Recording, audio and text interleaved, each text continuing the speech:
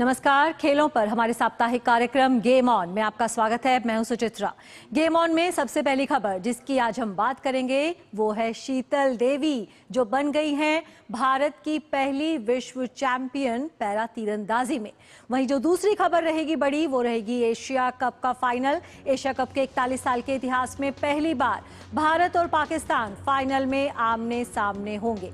तीसरी खबर जिसकी बात करेंगे, दिल्ली में विश्व पैरा एथलेटिक्स चैंपियनशिप जारी है और भारत पहली बार इस प्रतिष्ठित प्रतियोगिता का आयोजन कर रहा है। और चौथी जो बड़ी खबर रहेगी वो है अगले हफ्ते से शुरू हो रहा महिला क्रिकेट विश्व कप। भारत और श्रीलंका इस प्रतियोगिता की मेजबानी कर रही हैं। तो गेम ऑन में इन सब खबरों पर विस्तार से नजर डालेंगे। शुरुआत करते हैं गेम ऑन की।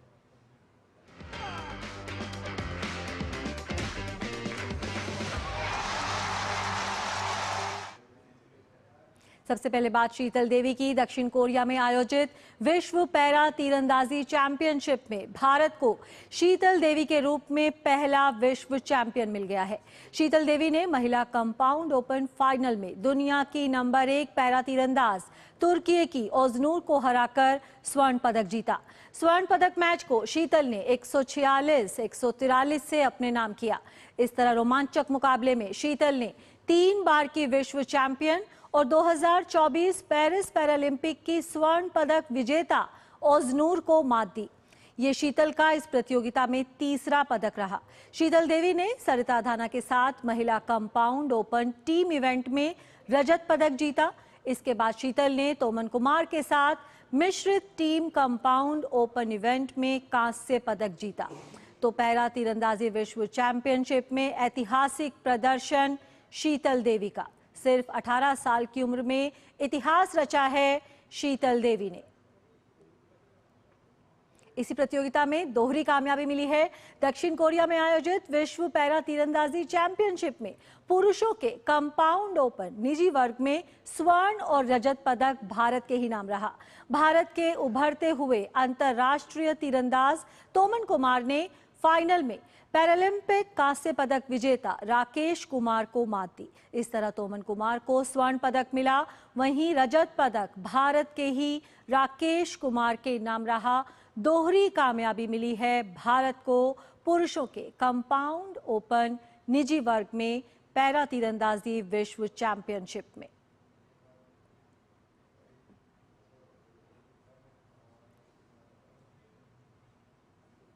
गेम ऑन में अब बात करते हैं एशिया कप फाइनल की।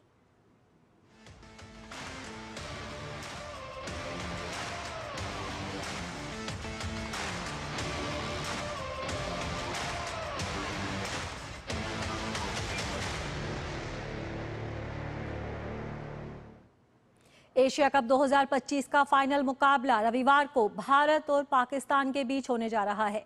प्रतियोगिता के 41 साल के इतिहास में पहली बार भारत और पाकिस्तान की टक्कर फाइनल में होने जा रही है। इससे पहले दोनों टीम लीग स्टेज और सुपर 4 में एक दूसरे से भिड़ चुकी हैं और दोनों ही बार भारत ने पाकिस्तान को शिकस्त देने में सफलता पाई।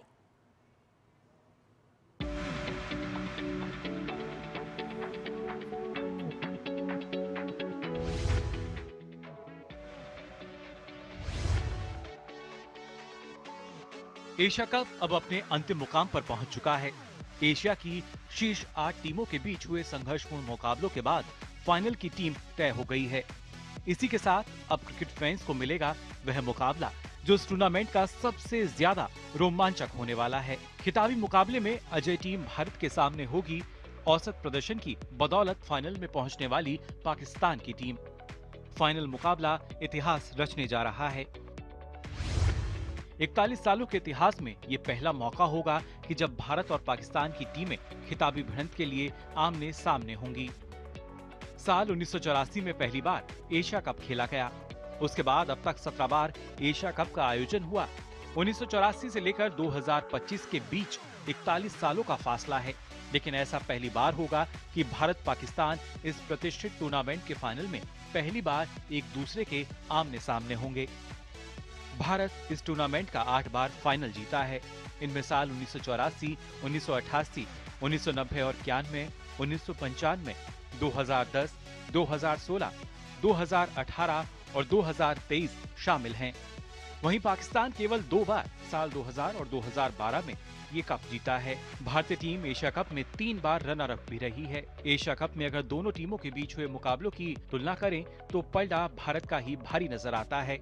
भारत और पाकिस्तान के बीच अब तक एशिया कप में 18 मुकाबले हुए हैं, जिनमें से भारत ने 10 और पाकिस्तान ने 6 मैच जीते हैं, जबकि 2 मैच बेनतीजा रहे हैं।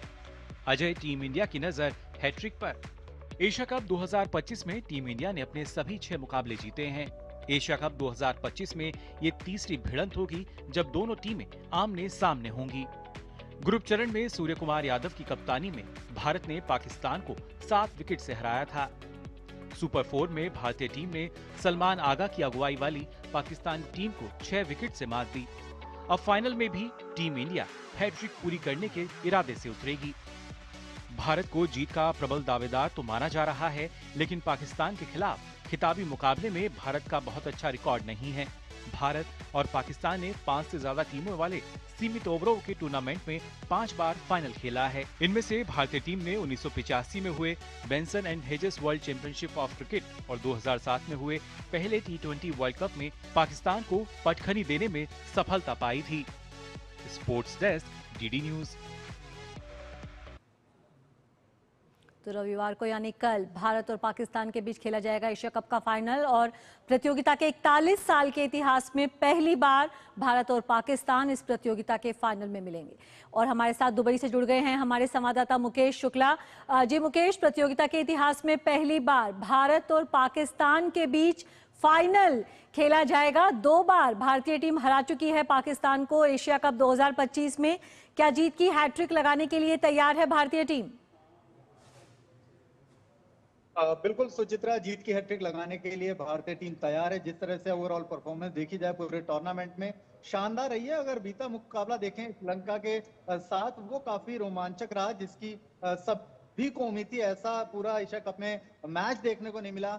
जो दर्शक थे वो कह रहे थे कि असली फाइनल तो जो था वो कल हुआ श्रीलंका भारत के बीच, लेकिन जो अभी रिकॉर्ड के हिसाब से होगा वो कल रविवार को होने वाला है भारत पाकिस्तान के लिए। तो यहाँ पर सूर्य कुमार यादव के लिए थोड़ी सी दिक्कत है कि अगर वो खुद फॉर्म में नहीं है तो वो कहीं ना कहीं एक चिंता का विषय है। कोशिशें कर रहे हैं वो, लेकिन उतना अच्छा वो कर नहीं पा रहे हैं। साथ ही साथ आप देखिए कि जो भी टीम है, जो भी कॉम्बिनेशन है टीम का, वो बहुत अच्छा है। अभिषेक शर्मा को लोग खूब एंजॉय कर रहे हैं, शुभमन गिल को एंजॉय कर रहे हैं, लेकिन क्या मिडिल ऑर्डर उस समय स्टेबल रहेगा, ये बड़ा इंपॉर्टेंट है, क्योंकि दोनों ही टीमों के लिए बड़ा मुकाबला है। एशिया कप का फाइनल है, ऐसे में दोनों टीमें पूरी जान लगाएंगी।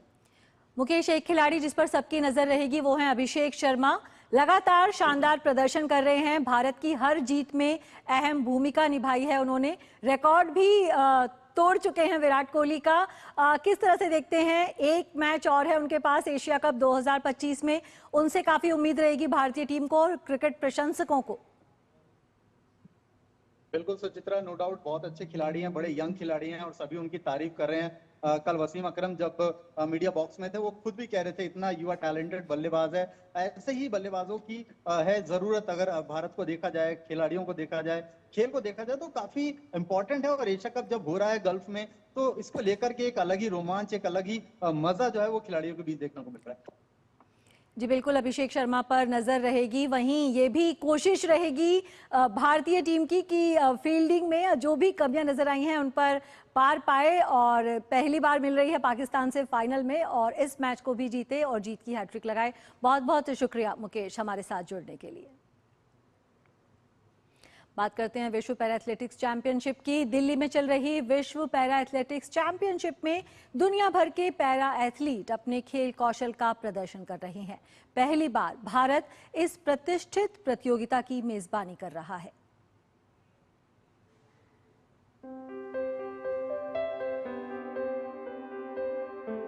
दिल्ली के जवाहरलाल नेहरू स्टेडियम का माहौल इन दिनों उत्साह और जोश से भरा हुआ है। कारण है वर्ल्ड पैरा एथलेटिक्स चैंपियनशिप 2025, जो पहली बार भारत की राजधानी में आयोजित हो रही है। विश्व भर से आए 100 से अधिक देशों के 1500 एथलीट दिल्ली की दौड़ पट्टी और मैदानों पर अपने जज्बे और मेहनत का प्रदर्शन कर रहे हैं। इन खिलाड़ियों के लिए ये प्रतियोगिता सिर्फ मेडल जीतने का मंच नहीं, बल्कि अपने संघर्ष, धैर्य और हौसले की कहानी दुनिया को सुनाने का अवसर भी है। भारत के लिए यह आयोजन ऐतिहासिक है। पहली बार देश पैरा एथलेटिक्स की इतनी बड़ी वैश्विक चैंपियनशिप का मेजबान बना है। उद्घाटन समारोह में भारतीय संस्कृति और विविधता की झलक दिखाई गई, तो वहीं दर्शकों ने तिरंगे के रंगों में डूबकर खिलाड़ियों का स्वागत किया। भारतीय दल से उम्मीदें भी बड़ी हैं। पैरा ओलंपिक मेडलिस्ट और उभरते युवा खिलाड़ी अपनी मेहनत और जुनून से इतिहास लिखने को तैयार हैं। सुमित अंतिल ने 2020 पैरालंपिक और 2024 पैरालंपिक में भाला फेंक स्पर्धा में लगातार स्वर्ण पदक जीते।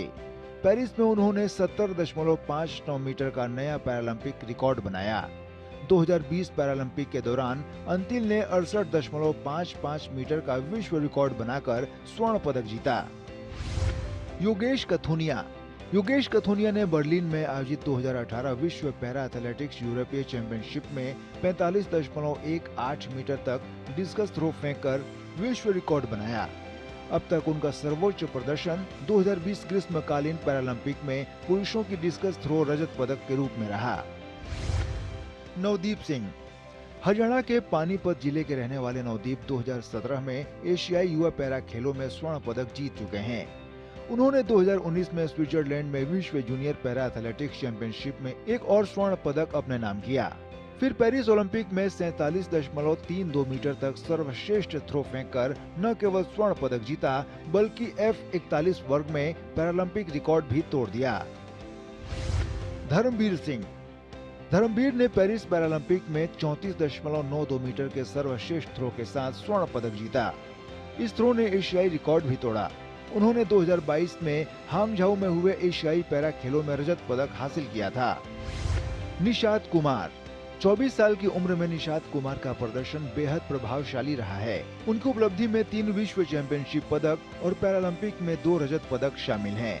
निशात ने 2022 एशियाई पैरा खेलों में स्वर्ण पदक जीता और विश्व पैरा एथलेटिक्स ग्रांड प्री प्रतियोगिताओं में कई पदक जीते।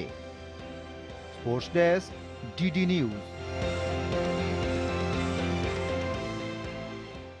तो पैरा एथलेटिक्स विश्व चैंपियनशिप पहली बार भारत में आयोजित हो रही है और इस चैंपियनशिप के बारे में और जानकारी देने के लिए हमारे साथ जुड़ गए हैं हमारे संवाददाता गौरव कुमार जी। गौरव, पहली बार भारत में इस प्रतिष्ठित प्रतियोगिता का आयोजन हो रहा है और भारत के पास भी कई विश्व स्तरीय पैरा एथलीट हैं जो कि बड़ी बड़ी उपलब्धियां हासिल कर चुके हैं। आज के दिन की हम बात करें तो किन खिलाड़ियों पर आज नजर रहने वाली है, क्या हाईलाइट्स आज के दिन की रहने वाली हैं? बिल्कुल सुचित्रा, अगर बात की जाए आज के दिन की हाइलाइट्स की तो अब से बस थोड़ी देर के बाद, क्योंकि शाम को जो मुकाबले अब शुरू होंगे वो फाइनल मुकाबले होंगे और इसमें कहीं ना कहीं कंचन लखानी जो है वो वुमेन डिस्कस थ्रो में जो होगी वो अपनी चुनौती पेश करेंगी। इसके अलावा अगर बात करें तो वरुण सिंह भाटी, शैलेश कुमार और राहुल जो हैं वो मेंस हाई जंप में जो है वो अपने आप को सामने रखेंगे। जबकि अगर बात करें तो दीप्ति जीवनजी जो है वो 400 मीटर की दौड़ में जो है वो अपने आप को यहाँ पर सामने रखेंगी। तो कुल मिलाकर कह सकते हैं कि यहाँ पे एक मेडल की जो बड़ी तस्वीर है वो निकल करके आज देखने को मिल सकती है और कहीं ना कहीं उम्मीद जो है वो इन खिलाड़ियों से रहने वाली है। और इसके अलावा अगर बात करें तो जाहिर तौर पर जो आज सुबह मुकाबले हुए उनमें भी भारतीय खिलाड़ियों ने अपनी तरफ से अच्छा प्रदर्शन किया। जो भारतीय पैरा खिलाड़ी थे उन्होंने अपनी चुनौती जो है वो अच्छे तरीके से पेश की।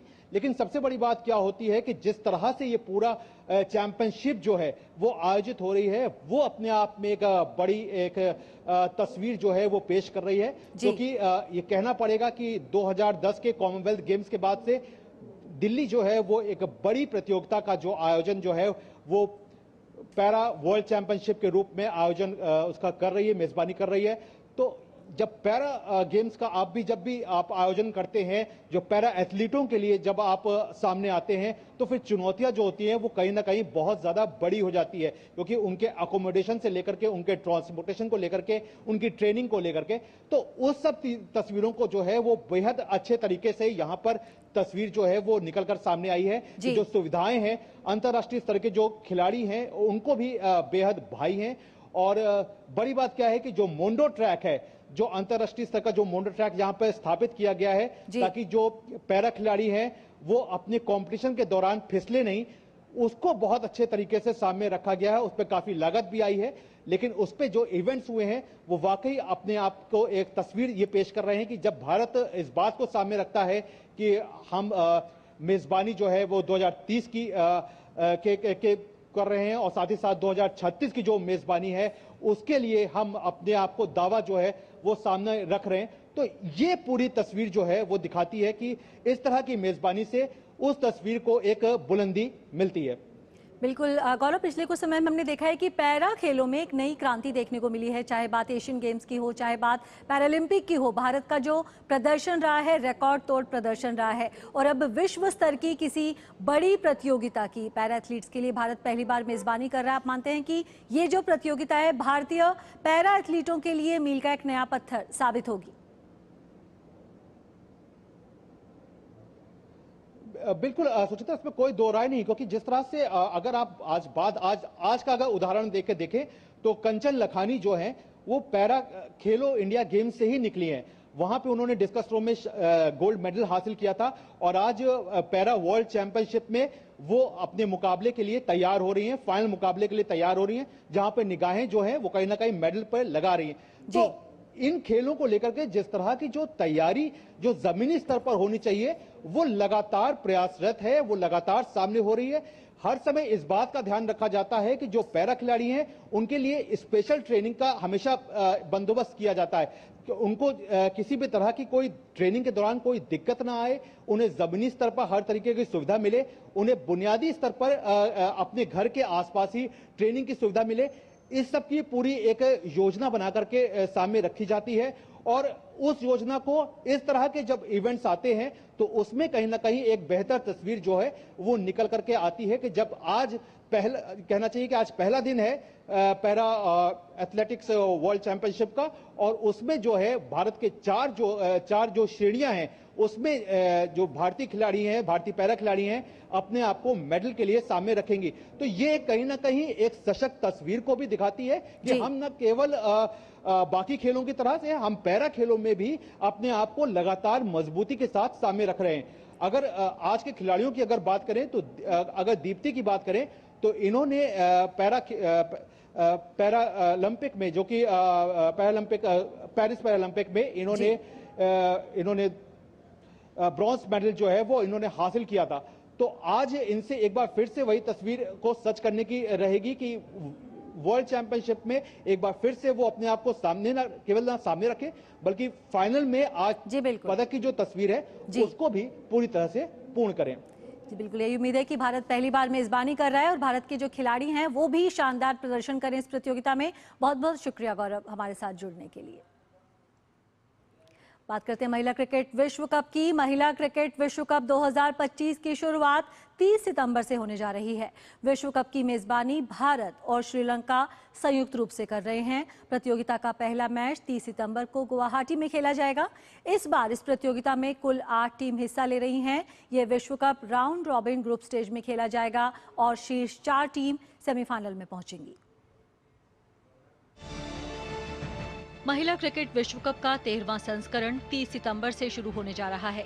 2025 महिला वनडे विश्व कप की मेजबानी भारत और श्रीलंका संयुक्त रूप से कर रहे हैं। प्रतियोगिता का पहला मैच 30 सितंबर को गुवाहाटी में खेला जाएगा। भारत 2016 के बाद पहली बार आईसीसी के किसी सीनियर महिला टूर्नामेंट का आयोजन कर रहा है। भारत ने 2016 में महिलाओं के T20 विश्व कप की मेजबानी की थी। विश्व कप का यह संस्करण कई मायने में खास है। इस बार 8 टीमों का फॉर्मेट आखिरी बार देखने को मिलेगा। भविष्य में विश्व कप में ज्यादा टीमों को जोड़ने की बात की जा रही है।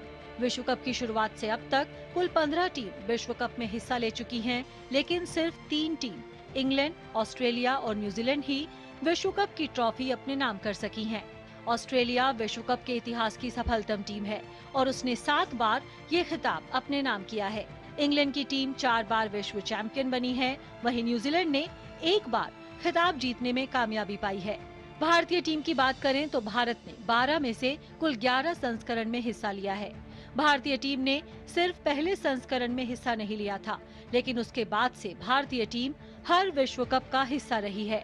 भारतीय टीम 2005 और 2017 यानी 2 बार फाइनल में पहुंची, लेकिन दुर्भाग्यवश उसे दोनों ही बार फाइनल में हार का सामना करना पड़ा।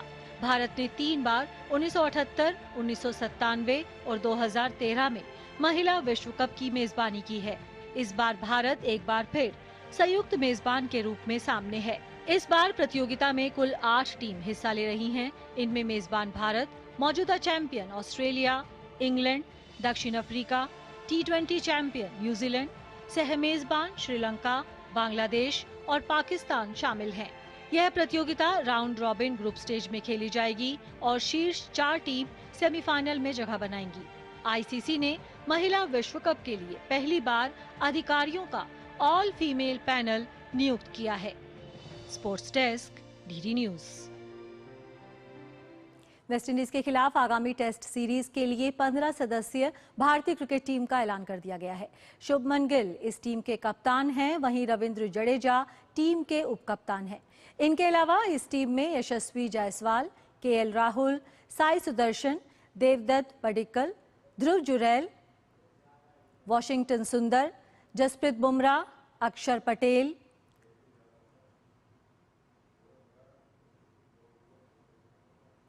नीतीश कुमार रेड्डी एंड जगदीशन, मोहम्मद सिराज, प्रसिद्ध कृष्णा और कुलदीप यादव शामिल हैं। मुख्य चयनकर्ता अजित अगरकर ने कहा कि जसप्रीत बुमराह टीम की ओर से दोनों टेस्ट खेलने के लिए उपलब्ध हैं। This team's for both the test matches, so he's available for both the test matches. Yeah, I mean, we've had a fair break after England. In fact, he didn't play the 5th test either, so there's been a bit, 5 weeks of break, and even this tournament's been fairly spaced out till this last week. So, no, he's ready and keen to play both test matches. वहीं रविंद्र जडेजा को उपकप्तान बनाए जाने पर अगरकर ने कहा कि team के नियमित उपकप्तान ऋषभ पंत फिलहाल फिट नहीं हैं, इसलिए उनके स्थान पर अनुभवी रविंद्र जडेजा को ये जिम्मेदारी सौंपी गई है। Rishabh's the vice captain at the moment and a key player, but unfortunately hasn't quite recovered to make this particular test series. We are hopeful that he'll be available for South Africa. And Jaddu's been, one of your top performers here. So with a lot of experience, that's essentially the reason. तो game on में फिलहाल इतना ही। हमारी पूरी team को दीजिए अनुमति। नमस्कार।